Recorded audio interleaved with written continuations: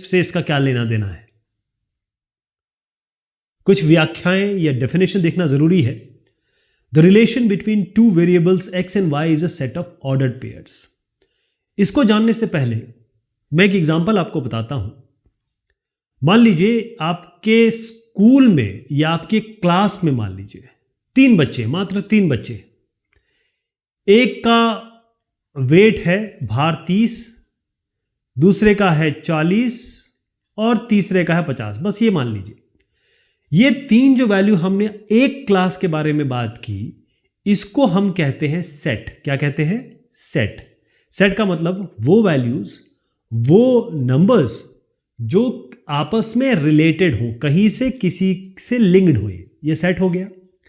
अब हम क्या करते हैं, इसी सेट को हम इसका कार्टेशियन प्रोडक्ट निकालते हैं। कार्टेशियन प्रोडक्ट का मतलब क्या हुआ? मैं आपको रिलेशन और उसके बाद फंक्शन तक पहुंचाऊंगा, लेकिन आपको बेसिक पता होना चाहिए। तो बेसिक के 3 नंबर ले लिए, आपके स्कूल के 3 बच्चों के वेट है, मतलब क्लास के। अब मैंने कहा कि भाई 30 यहां हो गया, 40 यहां हो गया, 50 यहां हो गया। ये सेट मेरा एस है।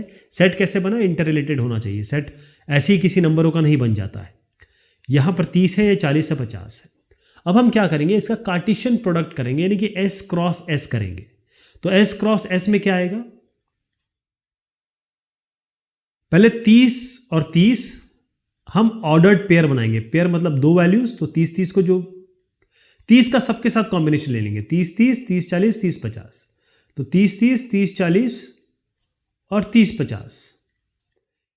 बस यही काम हम इसके साथ भी करेंगे। 40 30 40 40 40 50।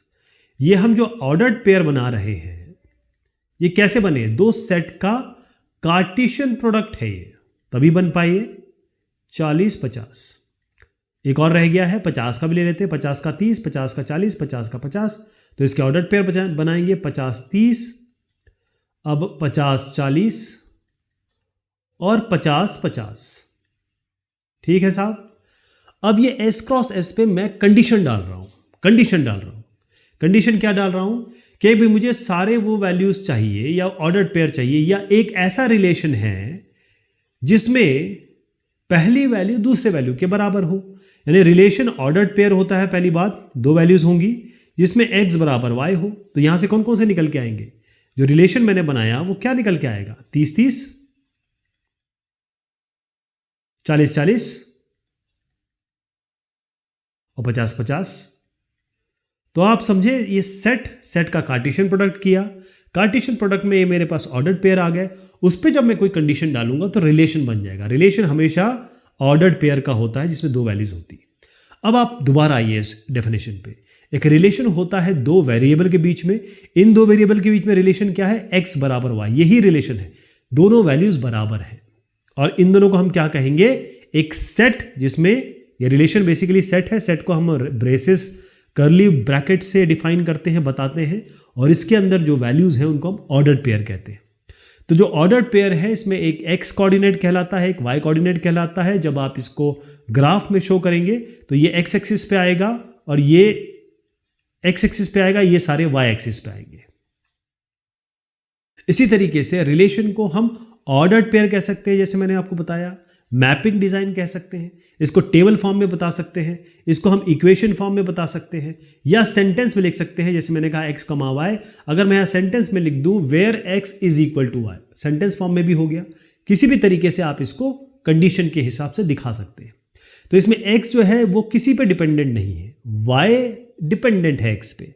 यानी अगर मैं एक और इक्वेशन लिख दूं y इक्वल्स टू 2x + 3, एक एग्जाम्पल ले लेता हूं। तो यहां पर x में जो भी वैल्यू देंगे y उस पर डिपेंड करता है। x अपने आप कोई भी वैल्यू ले रहा है, लेकिन y बाउंड्री या बाध्य है कि वो 2 से x को जब मल्टीप्लाई करेंगे और 3 जोड़ेंगे तभी y आएगा। तो y को हम कहेंगे डिपेंडेंट वेरिएबल, x को कहेंगे हम इंडिपेंडेंट वेरिएबल। तो जो x है जिसमें हम कोई भी वैल्यू डाल सकते हैं जो हमें डिफाइंड है, जैसे रियल सेट पे डिफाइंड होगा, आपके इंटीजर्स पे डिफाइंड होगा, कॉम्प्लेक्स सेट पे डिफाइंड होगा। ये जो सेट मैंने बताया ना, ये अलग अलग सेट हो सकते हैं। तो इसको हम कहेंगे कि भाई ये जो x है ये कोई भी वैल्यू ले सकता है इस सेट में, इसे हम डोमेन कहेंगे। और जो जो वैल्यू y ले सकता है उसको हम कहेंगे रेंज। रिलेशन, क्या ये रिलेशन है?